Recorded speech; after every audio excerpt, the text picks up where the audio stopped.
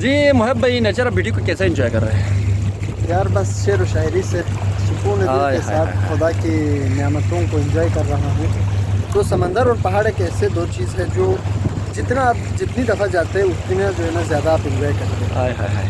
اس موقع پر کہتے ہیں کہ یار کو دیدہ خوبار سے اوجل کر کے مجھ کو حالات نے مارا ہے مکمل کر کے. زبردست. یعنی ترکیب کرم کا بھی سلیقہ تھا اسے، اس نے پتھر بھی اٹھایا مجھے پاگل کر کے. آئے ہائے غیر کی باتوں کا آخر اعتبار آئے ہائے ہائے میرے جانب سے تیرے دل میں غبار آئی. آئے ہائے ہائے ہائے جانتا تھا بے وفا ہے کھا رہا جھوٹی قسم. آئے ہائے ہائے سادگی دیکھ کر مگر پھر اعتبار آ ہی گیا. آئے ہائے ہائے جی میں تھا آئے ہائے ہائے اے حشر ان سے اپنا بولیں گے کبھی.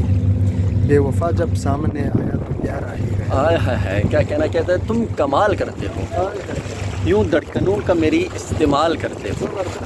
جل ترنگ نہ ہو جاؤں، رنگ رنگ نہ ہو جاؤں، تمہارا نام لے کوئی میں خود بخود سے ہو جاؤں. یوں آمدوں میں کھو جاؤں، تیرے دل فریب چھاؤں، میں آج تھک کے سو جاؤں. کیا بات ہے بھائی. کیا کہنا. بہرحال ہمارا شاعری سیگمنٹ بھی ہے، ہمارے بلاگ میں ہم ہر سیگمنٹ رکھتے ہیں بہرحال لوگوں کے انٹرٹینمنٹ کے لیے، آپ لوگوں کے لیے بنا رہے ہیں. ہمارے ساتھ رہے، چاہے سعید بلاگ کو سبسکرائب کرے اور press bell icon. Thank you so much.